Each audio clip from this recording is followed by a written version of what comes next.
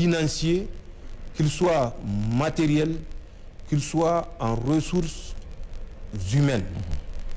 Et vos vœux seront exaucés.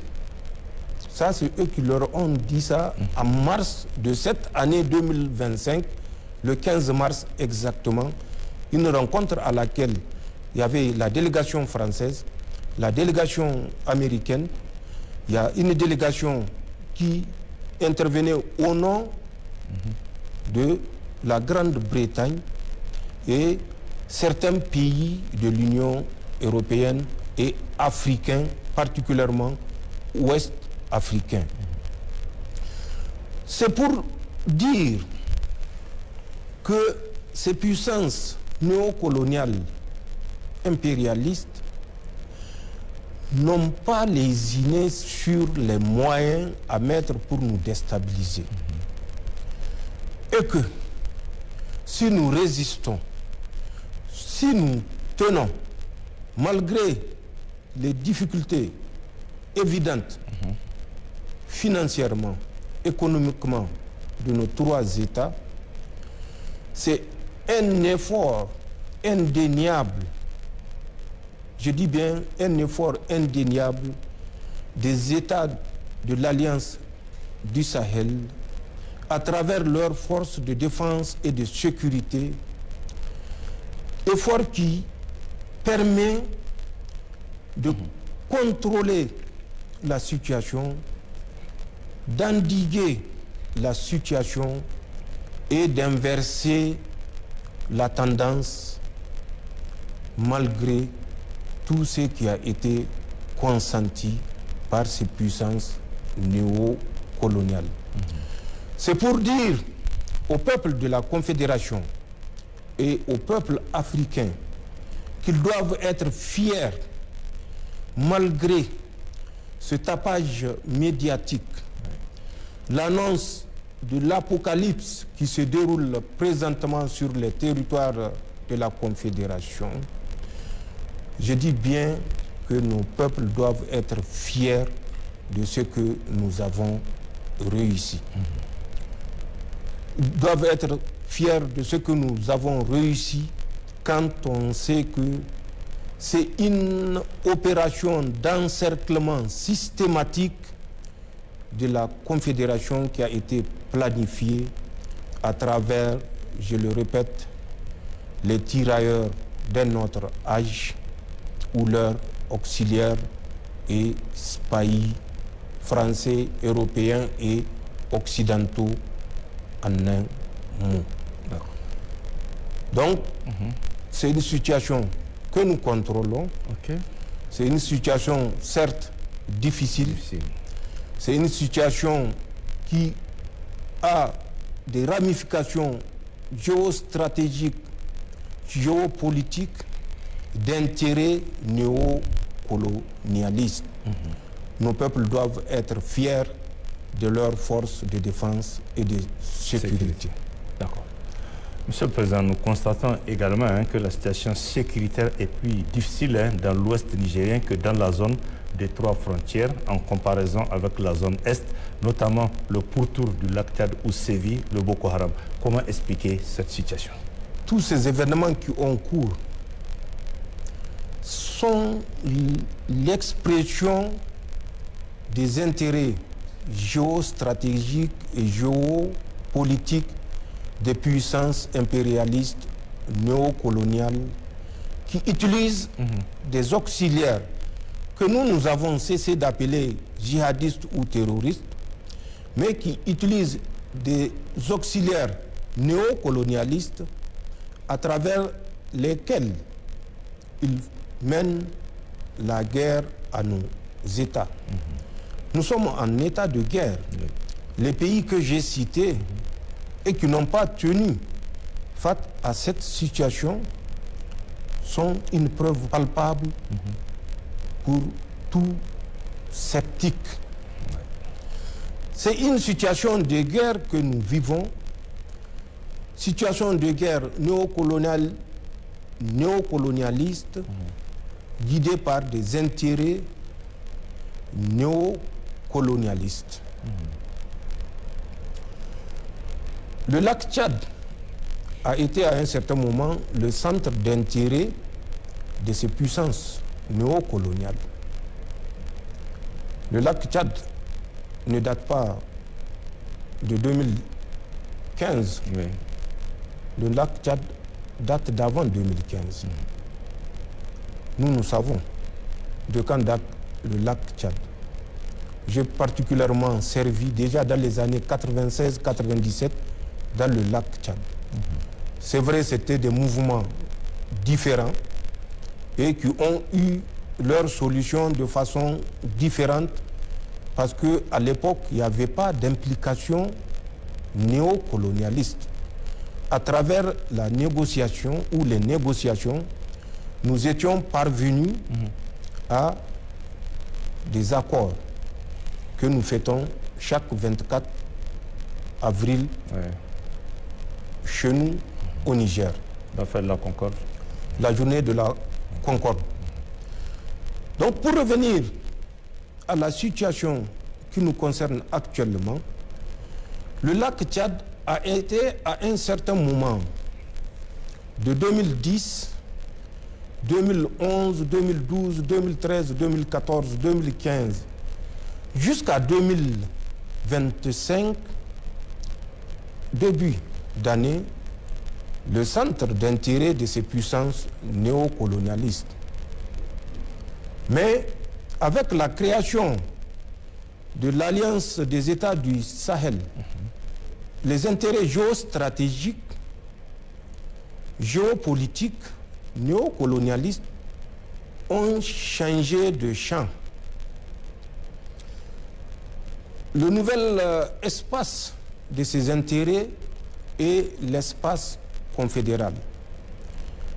Où se situe cet espace confédéral? Il se situe au confluent du Mali, du Burkina et du Niger. J'ai dit confluent, c'est pour schématiser. Bien sûr. C'est le nouveau pôle des intérêts de ces puissances-là.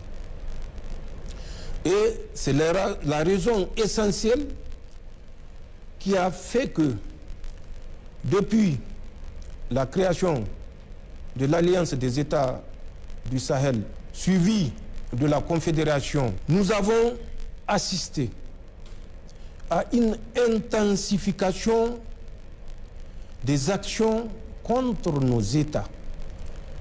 Les intérêts ayant basculé du lac Tchad vers l'Alliance des États du Sahel et plus tard la Confédération des États du Sahel, les puissances occidentales ont également transféré leurs proxys, leurs tirailleurs auxiliaires néocolonialistes pour nous mener la guerre dans notre espace confédéral. Parce qu'il fallait par tous les moyens qu'un des États tombe. Et c'est ce qui justifie l'implication active de certains groupements d'intérêts américains aux côtés de la France, qui naturellement n'a jamais gâché son hostilité et son acharnement à préserver, peut-être que c'est logique ou rationnel de sa part, de préserver ses intérêts dans des États qui ne sont pas considérés comme des États souverains. Et certaines citations vous feront comprendre jusqu'ici le prisme avec lequel la France et certains citoyens, l'élite française qui conduit, je ne sais pas s'il faut les qualifier de destinées françaises, en tout cas, qui sont à la tête de l'État français, ou les conseillers de ceux qui sont à la tête de l'État français, qualifient de colonie française à ne pas perdre par tous les moyens. Ça veut dire ce que ça veut dire, et c'est une leçon pour les pays de la CEDEAO qui pensent qu'ils sont indépendants alors qu'ils sont considérés comme colonies françaises au XXIe siècle et que la France ne devait en aucun cas perdre pour la prospérité de ses fils et de ses petits-fils, au risque de voir, selon leurs propres mots, la migration changer de direction. Parce que si cela arrivait, selon toujours ces génies français, c'est les Français qui vont traverser pour venir vers ces anciennes colonies, si toutefois ces colonies arrivent à se libérer, pour chercher leur subsistance. Donc c'est pour vous dire que ce qui se passe dans l'espace confédéral, c'est la résultante d'une réflexion profonde guidée par la défense des intérêts géostratégiques, géopolitiques de ces puissances coloniales qui sont prêtes à marcher sur les cadavres des citoyens africains de la Confédération qui ne leur ont jamais déclaré la guerre. Mais que ces puissances occidentales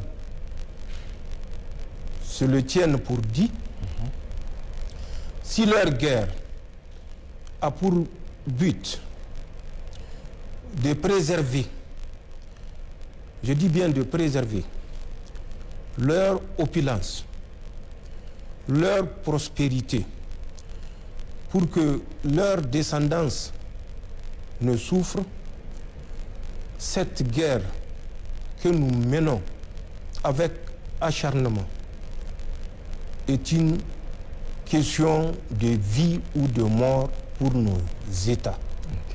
Le combat n'est pas le même et Inch'Allah, l'issue ne sera pas la même. Nous nous battons pour notre survie, nous nous battons pour la survie de l'homme africain tout court et je suis sûr, Inch'Allah, la victoire sera de notre côté. Donc c'est ce qui fait que tout ce qui se passe dans cet espace, c'est de l'exagération qui s'appuie sur des événements amplifiés, des événements souvent tragiques, mais montés de toutes pièces par la France. Et ça, nous en avons les preuves. Nous avons les preuves matérielles, nous avons les preuves physiques, parce que nous avons des acteurs qui y ont participé activement. Le camp a changé du lac Tchad vers ce que nous appelons l'espace confédéral.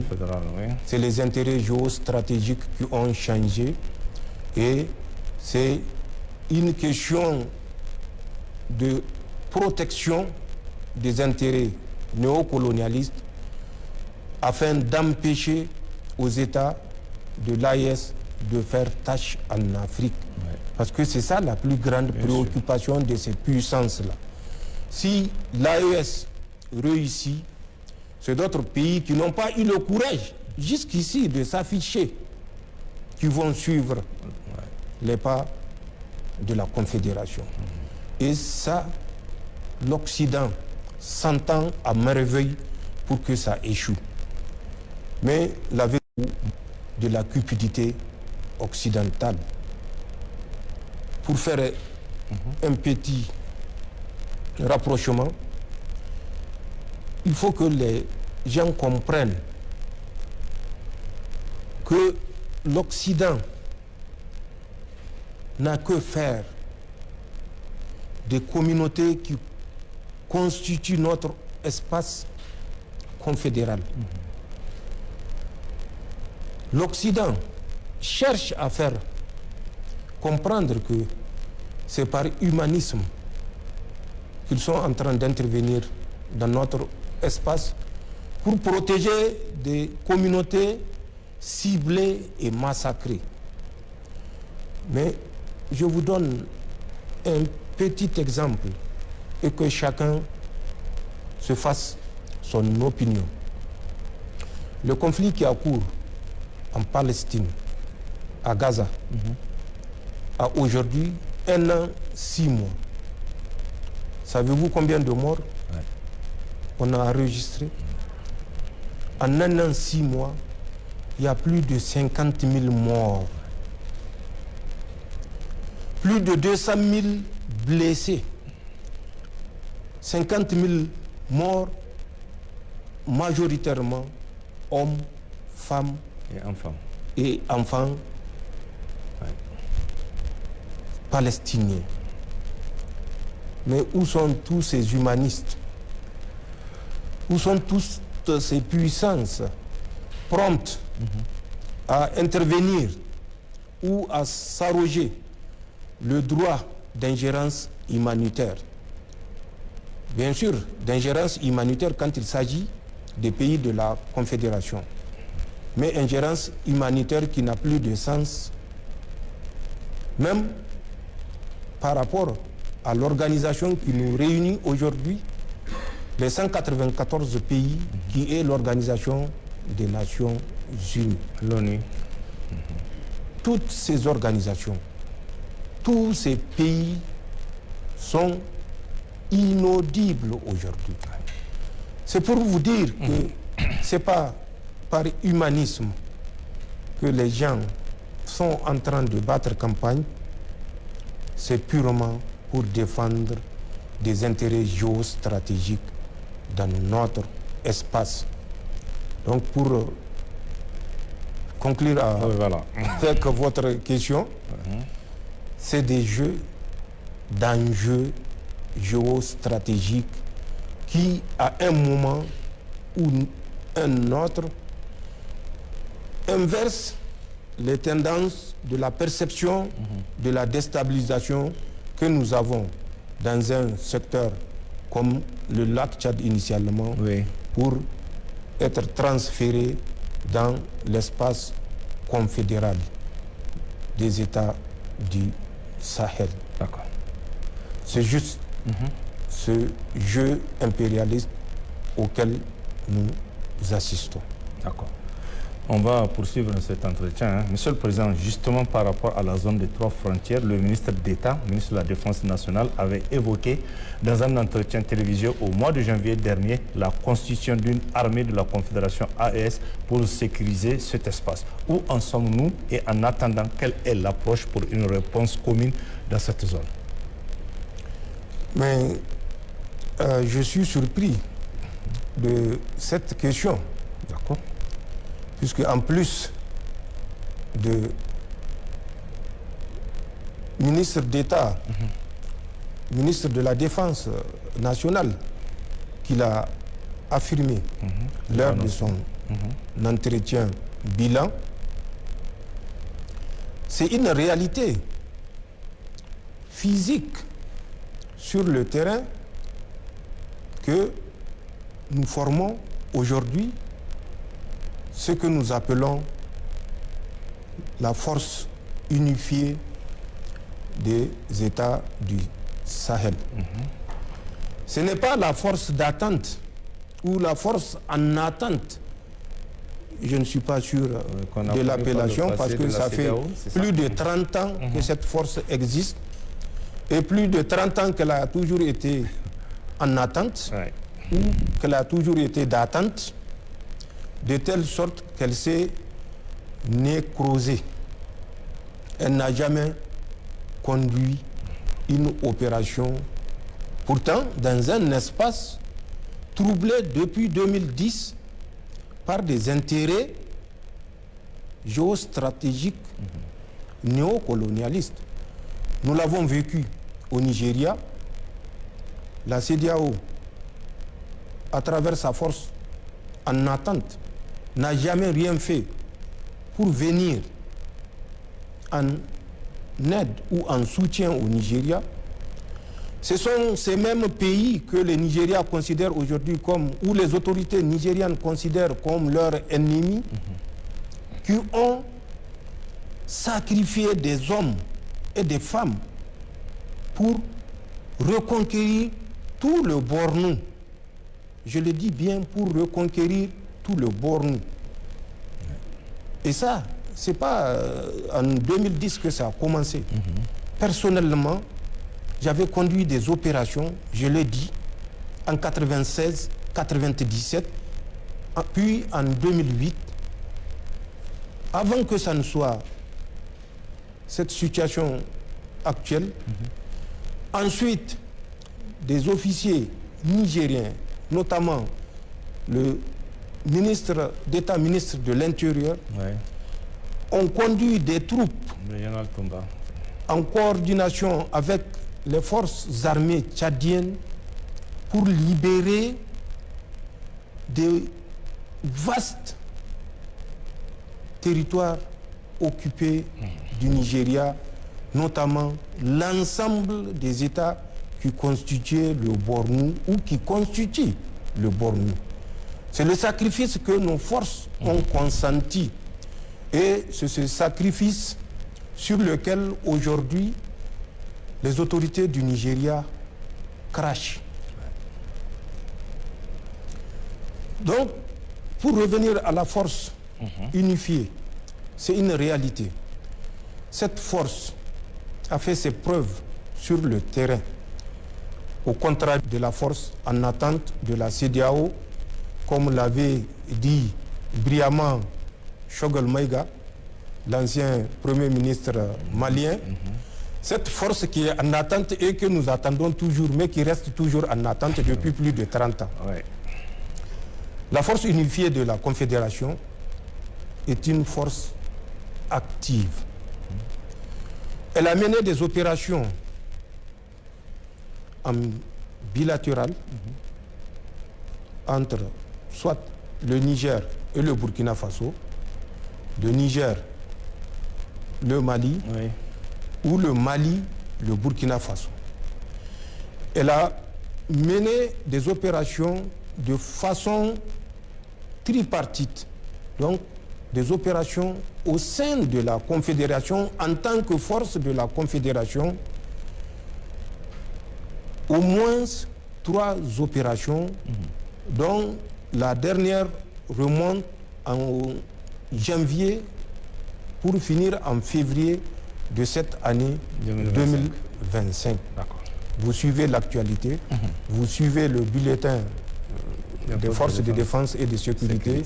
Je crois que les Nigériens, les Maliens et les Burkinabés savent que la force unifiée des États de l'Alliance du Sahel est une réalité. C'est une force qui se met progressivement en place. C'est une force qui monte en puissance. C'est une force que nous avons décidé de créer déjà le 31 juillet 2023, quand la CEDEAO, marionnette entre les mains de la France, avait décidé de faire la guerre au Niger, pays auquel elle avait donné l'ultimatum d'une semaine pour rétablir le démocratiquement élu, le démocratiquement démocratique de l'Afrique, Bazoum Mohamed. Cette force est née le 31 juillet 2023, quand le Mali, le Burkina ont affirmé que toute attaque contre le Niger sera considérée comme une agression contre l'un ou l'autre de ces États. Et que c'est ensemble que nous allons faire face à la CEDEAO. Une semaine plus tard, la CEDEAO a mis, ou la France a mis l'avertissement en exécution. Vous avez suivi toutes les péripéties, les mobilisations qui ont eu cours, L'embargo qui a suivi, un embargo de fer contre notre pays, je ne reviendrai pas là-dessus. Nous continuons à vivre les méfaits de cet embargo qui n'est pas levé à la date où je vous parle, parce que c'est la volonté de la France de ne pas lever cet embargo. D'accord. Donc la force unifiée de la Confédération est une réalité. Elle opère, elle monte en puissance parce que nous avons compris que notre sort en dépendra. Isolement, et c'est ce à quoi s'acharne la France et tous ses acolytes occidentaux. Isolement, nous sommes faibles. Mais ensemble, au sein de la Confédération, nous sommes forts, nous sommes très forts, j'en suis convaincu. Et la preuve, c'est la façon avec laquelle nous maîtrisons cette guerre néocolonialiste qui nous est imposée tout simplement pour des raisons de prestige et des raisons de préservation des principales causes de prospérité de ces puissances néocoloniales. D'accord. Monsieur le Président, lors de vos entretiens précédents, vous avez évoqué des problèmes sécuritaires liés à des tentatives de déstabilisation au niveau de nos frontières avec le Bénin et le Nigeria. Où en sommes-nous actuellement? Qu'en est-il de façon générale des tentatives, des projets et autres complots de déstabilisation ourdis par certaines puissances étrangères contre notre pays et ses institutions, avec malheureusement la complicité de certains Africains? Vous venez de finir par malheureusement la complicité de certains Africains, mais il faut préciser de certains chefs d'État et leurs collaborateurs des pays africains, particulièrement ouest-africains.